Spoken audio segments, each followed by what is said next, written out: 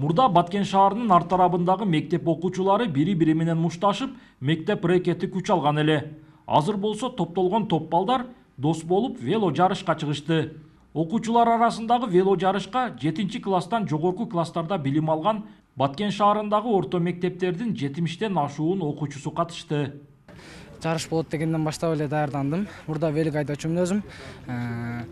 Велик башталганда жарыш артта калып кеттим.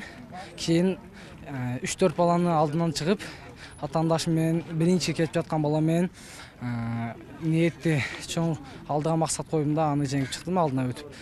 Şu sergi dairlerden belekler var, şu beleklerde. Бул спорттук иш-чара Баткен шаарынын мэриясы менен шаардык дене тарбия жана спорт бөлүмү тарабынан уюштурулду. Шаардын мэринин маалыматына ылайык, ушундай иш-чаралар мектептер арасындагы окуучулардын достук ынтымагын бекемдеп, кылмыштуулуктун санын азайтууга зор өбөлгө болот.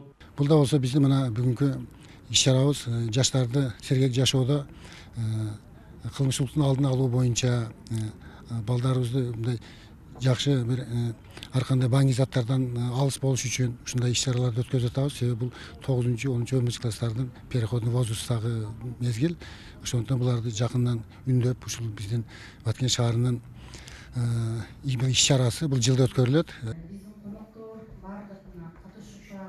Зордук зомбулуктун алдын алуу жана өспүрүмдөр арасындагы кылмыштардын санын азайтуу максатында шаардык ички иштер бөлүмү да мектептерде окуучуларга жана ата-энелерге жыйындарды өтүп, жарандардын мыйзамдуу укуктары менен кошо милдеттери тууралуу түшүнүк берди. Азыркы өтүлүп аткан иш-чара боюнча токтолуп кетсем, бул биздин министерство ички иштер башкармалыгынан чыккан тескеме 2 айлык